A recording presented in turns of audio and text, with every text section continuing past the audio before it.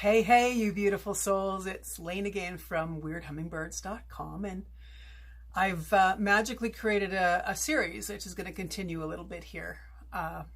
For a little bit, I mean. So this is number 3, and the first one, I told 2 stories that planted some seeds in my life that actually affected a great deal of where I went in my life initially. Second video talked about how those feelings of unworthiness affected so many different areas, and I suspected that you would have some similar experiences to me. Now, what I wanted to talk about today is I said in the last one, if I could just get rid of one power leak in the entire world, this would be the one, and that is the power leak of unworthiness. We have a really, really screwed up idea of what we're made of, what we've come to do, the enormity of the work that we have in just simply being us.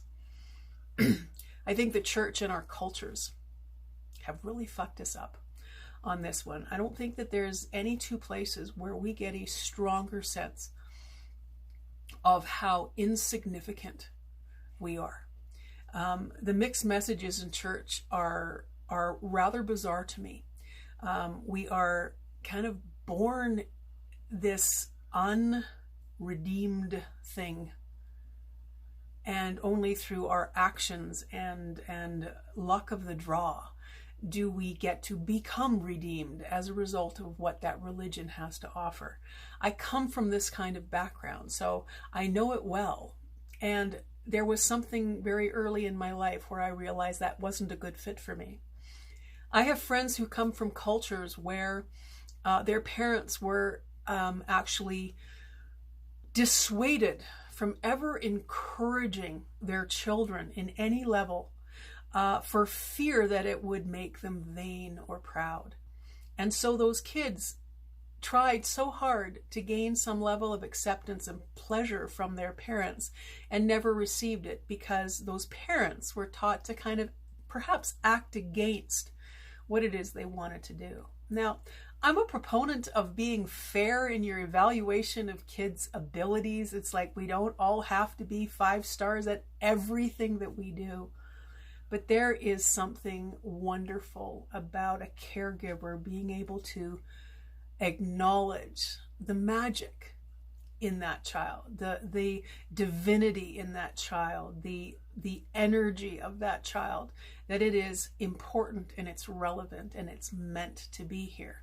That level of acceptance of ourselves at a very early age would change so many things about where our world has gone.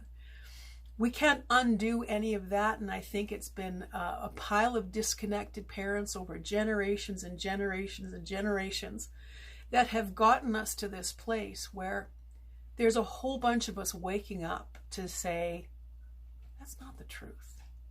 Now, I'm not talking about raw hype when it comes to you have magic in you and you can do anything you want, and it's all this raw kind of false sense of whatever. It's hype. I don't know what else to say. What I want you to see is that this runs deeper. This is authentic. This is real. There is something about you that is so intrinsically powerful and so intrinsically connected. And if you're not feeling that as you should be feeling that, it's because you've got power leaks going on. And we need to be able to find what those are, plug them, so that you can tap in to what it is you're made of. Because that doesn't have to be hype and high energy stuff. That can just be a knowing in your bones that says, I'm meant to be here, and I'm meant to be here right now, and I'm meant to offer something of myself to the world. That energy that you came in with needs to be back intact so that you can do that for the world. This is big work. but it's important. And I want you to want to remember who you came to be. Okay, that's it for now. We'll catch you next time.